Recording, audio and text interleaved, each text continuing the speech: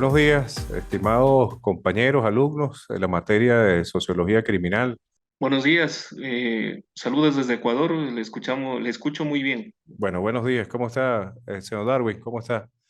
Bueno, para nosotros es un gusto, un placer tenerlos aquí cursando materias en el Instituto de Estudios Superiores, Investigación y Posgrado, y en particular esta materia de Sociología Criminal, que ya desde hace varios años hemos estado impartiendo en la especialización de Criminología y Criminalística que ustedes cursan y que forma parte del pensum curricular para optar al título de especialista en criminología y criminalística.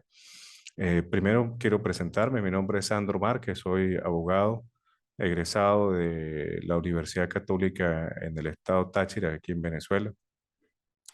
Tengo una especialización en criminología y criminalística en derecho penal. Soy magíster en derecho procesal penal. Actualmente curso una maestría en ciencias jurídicas y también curso una especialización en derechos humanos.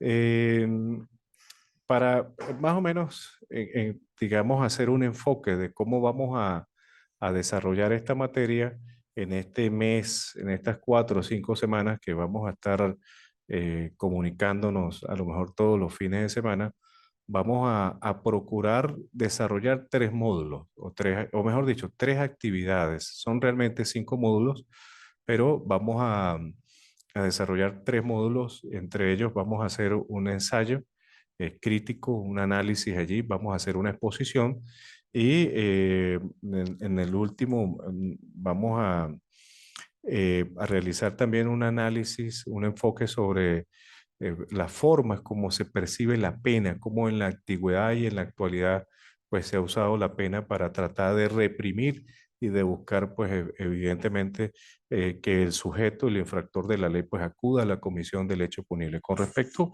a la exposición, Darwin, Seo Darwin y los demás compañeros que nos están viendo bien directo o en diferido, eh, cuando hagan el video del tema que se les va a pedir, usted debe subirlo a la página de YouTube y esta página le va a arrojar allí una dirección. Esa dirección es la que usted va a compartir conmigo, de manera de que yo pueda pues ya evaluarlo, pueda revisar allí el material que ustedes explican. Pueden acompañarse, por supuesto, de material de láminas, eh, pero lo importante es que la dirección que le arroje la plataforma de YouTube coincida con la misma que están aportando, de manera de que yo pueda evaluarlo, de manera que yo pueda visualizarlo. ¿Estamos de acuerdo con estas actividades? Bien, eso pues nos va a arrojar el 100% de la nota. Recuerden que para aprobarla debe estar sobre 17 puntos en la escala del 1 al 20 o sobre 75 en la escala del 1 al 100, de manera de que eso pues arroje ya las notas que ustedes pues están buscando para aprobar la materia. Bueno, para comenzar a hablar de la sociología criminal, y ya para entrar a clase el día de hoy, nosotros debemos percibir el estudio principalmente de lo que es la sociología. La sociología, como toda ciencia social, al igual que la sociología criminal, no son ciencias exactas. Evidentemente, han ido en busca de nuevos parámetros, de nuevos análisis, por supuesto, de nuevas teorías que arrojan el porqué del comportamiento humano dentro de la sociedad. Y entonces nosotros al estudiar la sociología criminal nos lleva a estudiar el individuo cuando acude a la comisión de un hecho punible. Por esa razón, desde el punto de vista del derecho penal, no solamente el delito debe ser estudiado desde el infractor de la ley, desde el delincuente, sino también desde la víctima. Y eso va a permitir principalmente a través de la sociología criminal que las políticas del Estado sean eficientes y eficaces para evitar o disminuir la tasa de la criminalidad que pueda existir en una comunidad, en un pueblo, en una ciudad o en el espacio que se pretende implementar esas políticas de Estado.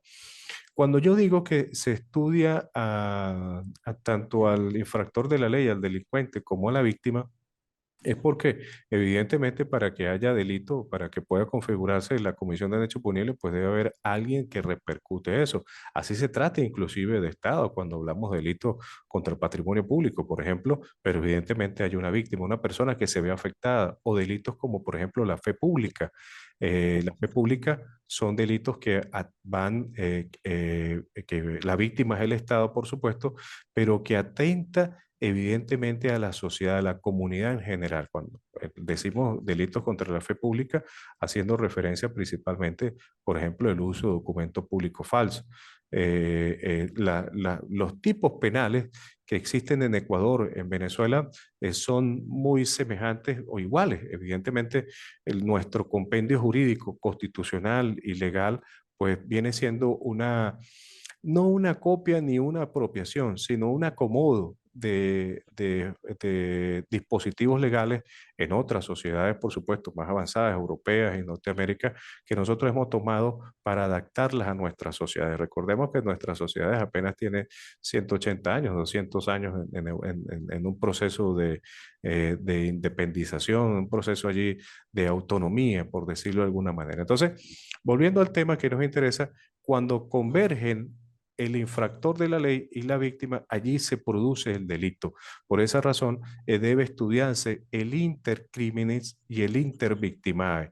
¿Qué es el intercriminis? Es el camino del delito. Es lo que el infractor de la ley concibe desde su pensamiento, desde la psiquis del sujeto, va planificando la comisión de un hecho punible, va avanzando en ese camino criminal hasta que se configura ese delito. Hay momentos de ese intercrímenes que no constituyen delitos, por ejemplo, lo que son los actos preparatorios.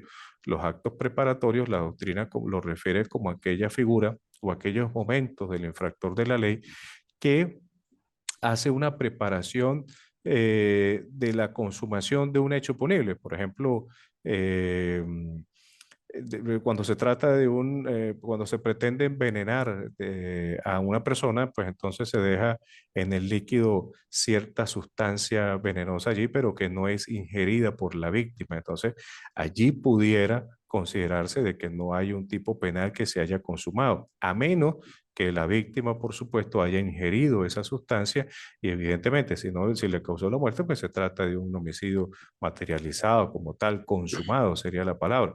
Pero si no, estaríamos hablando de una tentativa, una frustración, dependiendo del daño biológico que haya causado la víctima. Entonces, es importante conocer desde ahora, muchachos, compañeros, de que el delito como un hecho social, lo vamos a revisar ahorita el día de hoy, porque así lo estudia la sociología criminal, el delito como un hecho social, debe ser enfocado desde el comportamiento del infractor de la ley.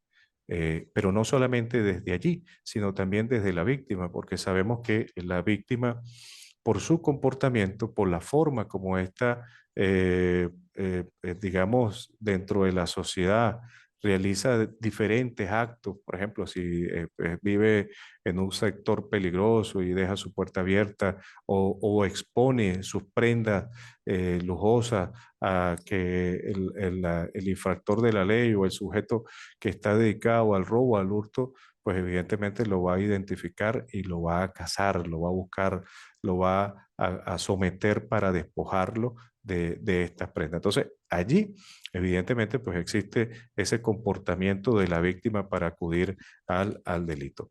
Yo le decía a ustedes que en la sociología criminal estudia el delito como un hecho social eh, y porque ocurre dentro de la sociedad y no en otro lugar. Evidentemente, cuando se estudia el delito y si tomamos en cuenta históricamente el delito o el castigo hacia el delito, se ha hablado principalmente temas desde el punto de vista religioso. Anteriormente, la infracción o la comisión de un delito tenía un aspecto divino, sagrado, por decirlo de alguna manera.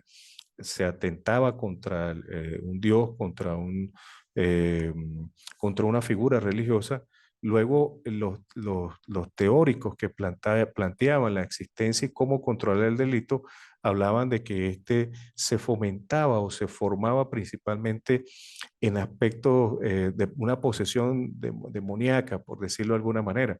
Pero ya en la actualidad sabemos, a través de los trabajos de César Lombroso y Enrique Ferri, como vamos a ver ahorita, que es el padre de la sociología criminal, César Lombroso comenzó a estudiar la criminología, el padre de la criminología, a estudiar el comportamiento humano y llegó a identificar características físicas, rasgos físicos propios que coincidían en diferentes sujetos que acudían a la comisión del delito. Y él hablaba, por ejemplo, de una nariz larga, de una mandíbula ancha, de unos ojos prominentes, orejas grandes, amplias. Evidentemente, pues esa tesis quedó ya desechada porque inclusive hay aspectos biológicos en la propia formación genética del ser humano que lo predispone a la comisión de hechos punibles.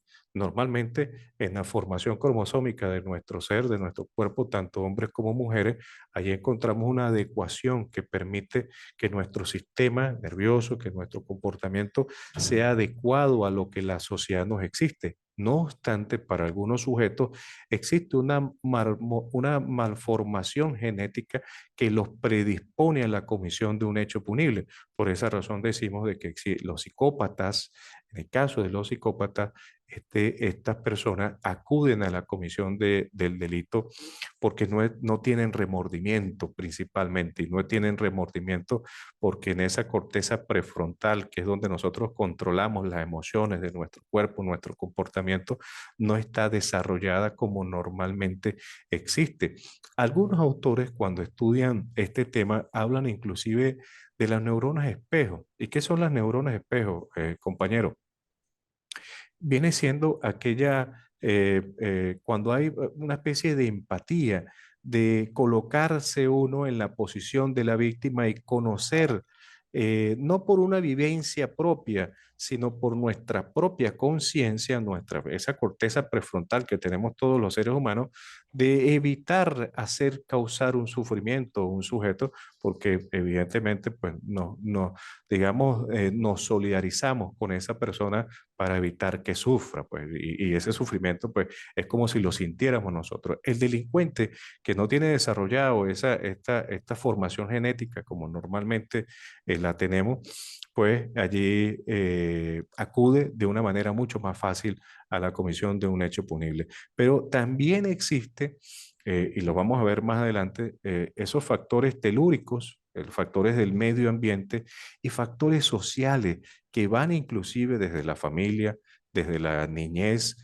desde el espacio donde esta persona se desarrolla, donde evoluciona, si sus padres consumen drogas, consumen alcohol, si inclusive desde el momento de la gestación, en el vientre de su madre, de su mamá, consumía sustancias estupefacientes psicotrópicas o alcohol, hay una alta probabilidad de que este sujeto o este futuro ser, mejor dicho, pues tenga ciertas conductas que lo vayan a predisponer a la comisión de un hecho punible. Asimismo, hemos encontrado, se ha encontrado, eh, sobre todo en los delitos sexuales. Yo sé que algunos de ustedes son funcionarios de la policía allá en Ecuador y aquí en Venezuela, y nosotros en las entrevistas, cuando hacemos en el primer momento de la aprehensión del sujeto, cuando lo tenemos sentado allí o cuando está sentado allí frente a nuestro escritorio en los delitos sexuales, en las primeras entrevistas que uno realiza, uno descubre inmediatamente de que ese individuo ha sido víctima también de abusos sexuales desde niño, en la adolescencia, y de alguna otra forma esa situación predispuso a ese sujeto a la comisión de hechos punibles sexuales. Por allí eh, hay una tesis de Thomas Hobbes y de Rousseau. Thomas Hobbes afirma de que el hombre es malo por naturaleza, pero la sociedad necesita un compendio jurídico que vaya a regular el comportamiento de este individuo.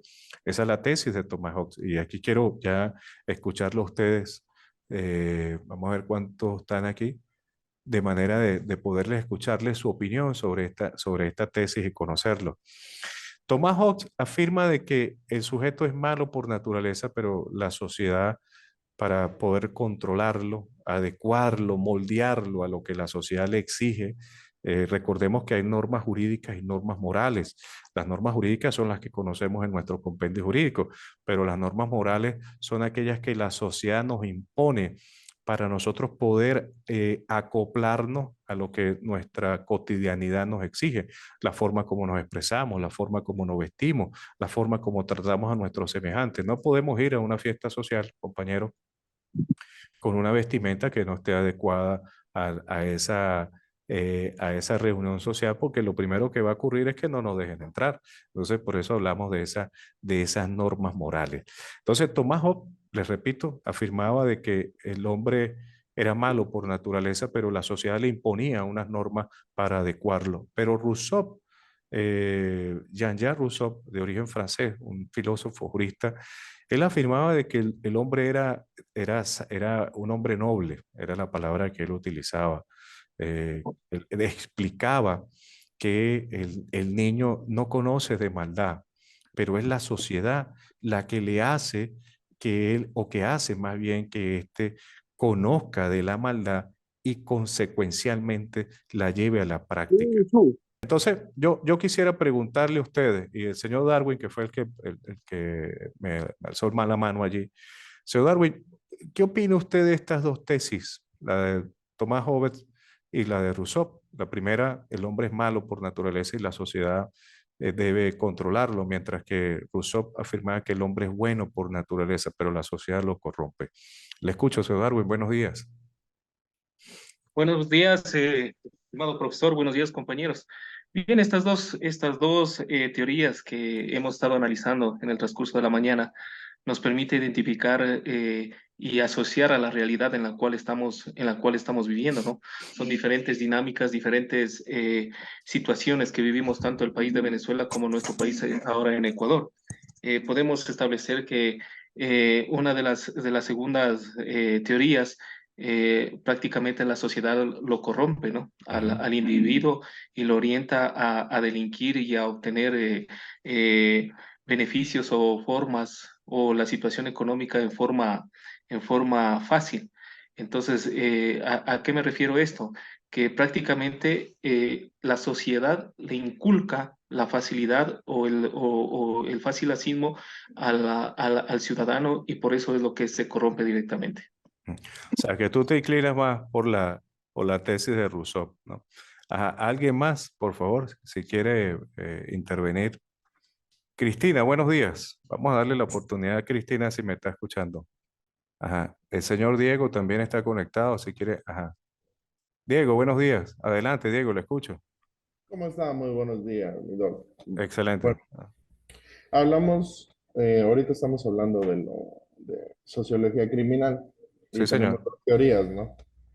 Inicialmente Bueno, planteamos estas dos teorías, de Rousseau y Thomas Hobbes.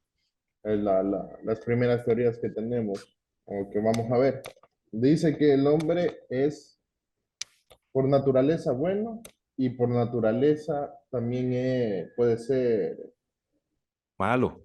malo. Ujú, En realidad, nadie nace malo. Un niño no tiene conocimiento, ujú, no tiene la potestad de decidir qué es bueno o qué es malo. ujú, Pero nosotros mediante vamos creciendo, nuestro entorno, depende de nuestro entorno, cosas nos afectan, ¿no? ujú, Puede ser traumas de la niñez, puede ser el barrio donde crecí, ujú, puede ser el tipo de padres que me criaron. ujú, Todo tiene que ver con el ámbito externo. ujú, Y eso es lo que lo lleva a una persona a tomar decisiones en base a lo que él se creó, a lo que ujú, él, con lo que él se crió, ujú. o más, o es lo No, que te... excelente, excelente. Muy bien, Diego. Morris también veo que tiene la mano alzadita allí. Le escucho, Morris, buenos días. Magister, ¿cómo está? Buenos días. Sí, señor. Morris Jiménez, perdón la cámara que tengo un poco apagada por lo que ando No se preocupe, conduciendo. no se preocupe. Bueno, acotando un poco a la situación en esta parte de la sociología criminal, de acuerdo a la experiencia que tengo en el tiempo que trabajo en la Policía Nacional del Ecuador. Eh, Más me enfocaría a la parte que es de acuerdo a la sociedad, lo que existe muchas personas que se inclinan a hacer en este ámbito criminal, perdón, Ujú. ya que más por biología no creería yo, porque es de acuerdo a cómo forman a sus hijos los padres y más viene esto del hogar, también el medio en donde ellos se crían y hay muchas, como le digo, hay mucha parte, influencia de la familia, de la sociedad, pero pues no creería yo que es de un ámbito biológico. Biológico. Muy bien, excelente, Morris. Ajá, ¿alguien más, por favor? Una dama, la señorita Cristina Cueva. Vamos a darle la oportunidad a Cristina, si me escucha. ¿Cómo está? Muy buenos días. Hola, Cristina, mucho gusto, buenos días. Para mí también influye mucho lo que es en sí la sociedad, la educación y el medio en el que se rodea, como dijo el compañero anterior, porque según el medio ambiente donde nosotros nos desarrollamos, desarrollamos nuestra personalidad y la actitud que nosotros tomamos como personas de sociedad. Ujú, Entonces, más que un ser biológico, pienso que es social. ujú. Bueno, mira, ambos, o mejor dicho, todos ustedes coinciden en que la teoría de los factores exógenos de la criminalidad son los que tienen, digamos, el impacto en el individuo que lo lleva a la comisión de hecho punible. Pero nosotros vamos a revisar en el transcurso de esta materia, compañeros, que existen no solamente factores exógenos, esos factores que ustedes han expuesto de una manera acertada, el tema de la familia, el tema de la escuela, el tema del espacio, del ambiente, decía Cristina, donde nosotros pues inicialmente como niños nos vamos desarrollando, vamos evolucionando y es lo que observamos de nuestra como conductas aprendidas de nuestros padres, de nuestros semejantes, de nuestros amigos, y que de alguna otra manera pues, nos llevan a la comisión de un hecho punible. Pero científicamente también está demostrado que existen factores endógenos, factores biológicos que llevan al sujeto a la comisión de un hecho punible. Entonces, la sociología criminal, desde sus inicios, el padre de la sociología criminal, Enrique Ferri, un italiano, jurista, penalista y catedrático en Italia en aquel momento, él refería de que el delincuente no solamente debe ser visto en esos factores telúricos, en el medio ambiente donde se desenvuelve, sino que también debe ser visto o analizado desde su punto de vista desde la biología, porque allí también hay rasgos importantísimos biológicos que predisponen a un sujeto a la comisión de un hecho punible. Pero hay algo distinto aquí y, y ahorita voy a conversar sobre la Escuela de Chicago para referenciarle el porqué de la importancia de esos factores exógenos que ustedes hacen referencia ahorita. Pero Enrique Ferri, yo le dije al inicio de clase que César Lombroso, que era un criminólogo italiano también, él hablaba de los factores biológicos, pero era en externo, era inclusive él veía al delincuente como un enfermo mental. Del grupo, estadísticamente hablando, por supuesto, del grupo de personas, de los privados de libertad que él sometió a entrevistas y a estudios, encontró de que había cierta deficiencia desde el punto de vista intelectual y adicionalmente esos rasgos físicos que le comenté ahorita coincidían, sobre todo inclusive en esos espacios, en aquel momento las cárceles, si ahorita pues sabemos lo difícil que es un centro penitenciario, podemos imaginar en la década, en 1820, 1830, las deficiencias que habían allí en esos centros penitenciarios, y podemos llamarlo como centros penitenciarios. Entonces, él observaba allí que el comportamiento era normal, distinto, y las características físicas eran distintas también. Pero la apreciación que hacía César Lombroso era una percepción de lo que es lo que él percibía.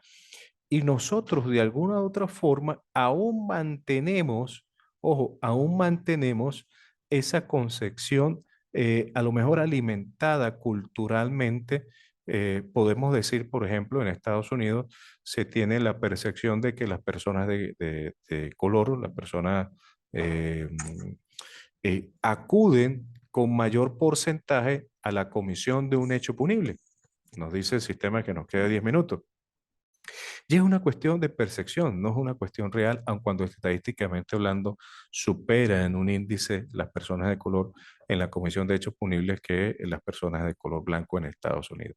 Hay una, mientras que Enrique Ferri, para concluir este tema que él lo hablaba o explicaba para identificar al sujeto, al infractor de la ley, en esos factores que hablamos ahorita, endógenos y exógenos, y de allí sale, que más adelante vamos a revisar con profundidad, pero la Escuela de Chicago.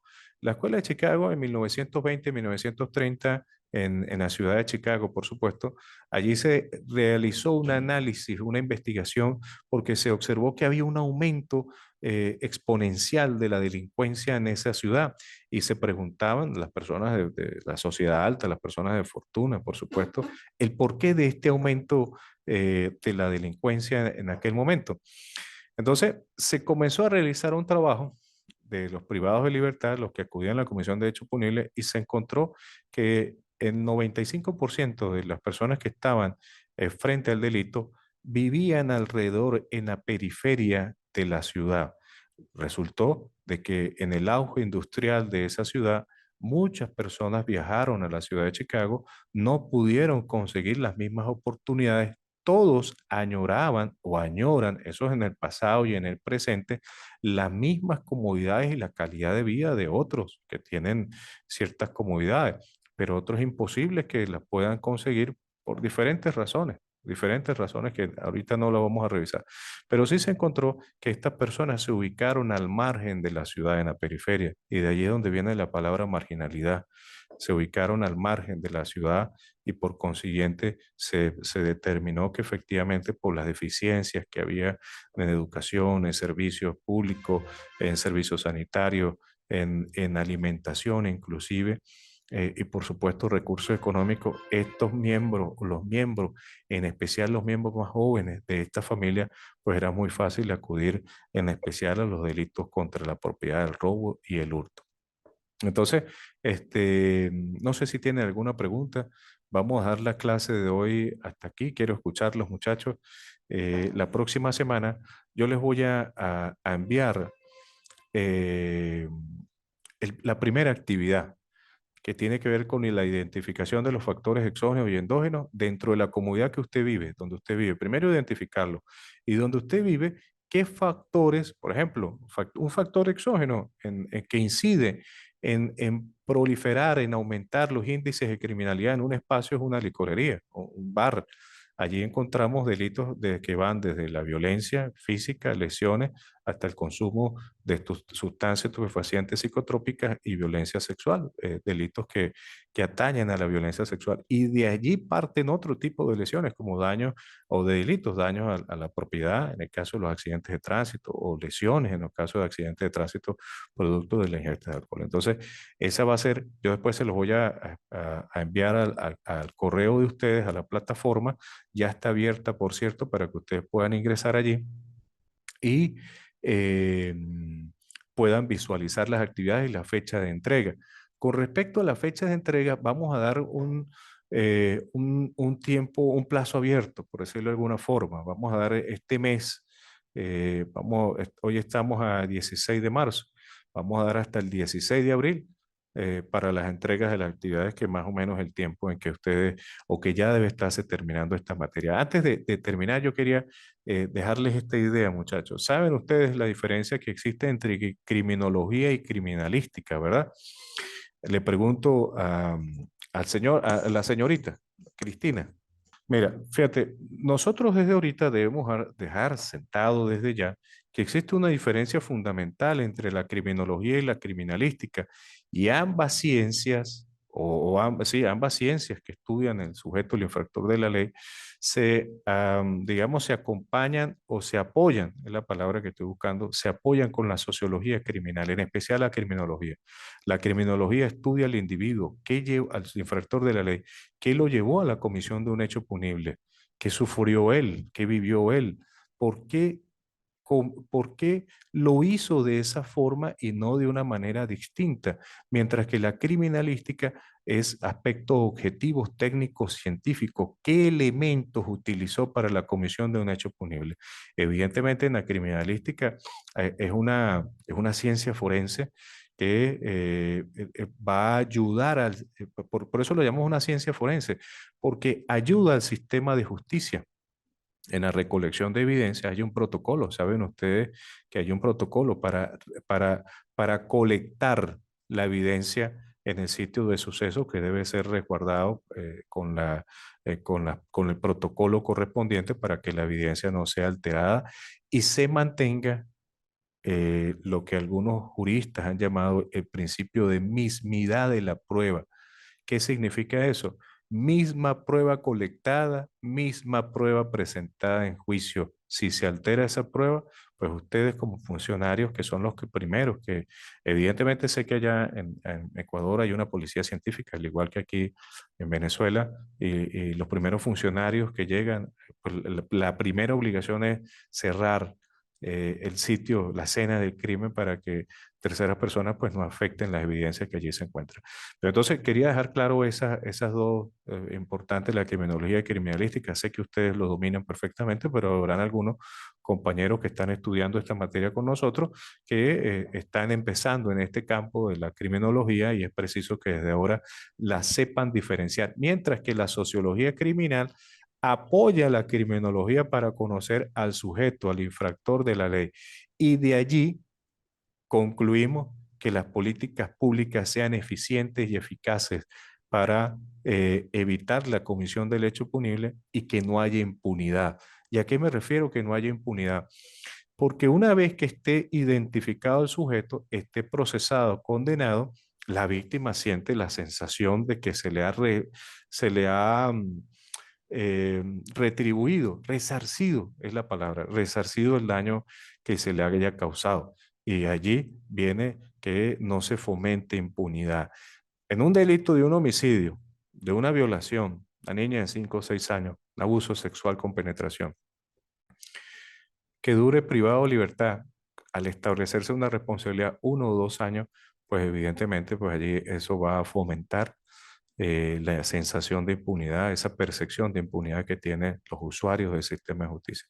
Entonces, pues quería hacerles desde ahorita pues referencia a estas diferencias de estas teorías, ¿o de estas ciencias sociales, mejor dicho. ¿Alguna pregunta para concluir, muchachos? Señor Darwin. No, muy bien, actualizando los conocimientos. Muchas Muy, gracias. no se preocupe, excelente. ¿Alguien más, por favor, de ustedes? Bueno, si no hay preguntas, quiero desearle un feliz fin de semana. En la plataforma hay 2 textos allí que les envié. Hay uno que lo voy a enviar esta semana, Dios mediante, en PDF, para que lo tengan también allí sobre la sociología criminal. Humberto Larrocha, un sociólogo, criminólogo venezolano que verdaderamente ha desarrollado diferentes tesis o diferentes teorías que nosotros vamos a revisar. Inclusive, mira, ¿por qué ocurren distintos delitos en zonas rurales y en zonas urbanas? En la temperatura, inclusive por qué influye en que haya más delitos cuando en lugares de temperaturas altas que en lugares de temperaturas mucho más cálidas o más frías, en diferentes épocas del año, por qué se acude o se cometen más delitos, inclusive el tema de por qué los hombres acuden con mayor predisposición a un crimen que las mujeres. Estadísticamente hablando, hay mucha más participación del hombre en la comisión de un hecho punible que la mujer, porque tiene que ver inclusive con aspectos biológicos, la testosterona, en el caso de las violencias, de las riñas, pues se ve a relucir allí, sale a relucir allí ese tema que hace que no pueda controlar las agresiones verbales y se va de una vez a las manos, pues como dice por allí, a la violencia física. Bueno, muchachos, que tengan un excelente fin de semana. La universidad les va a indicar a ustedes el próximo encuentro, la próxima fecha. Yo espero que sea de hoy en 8.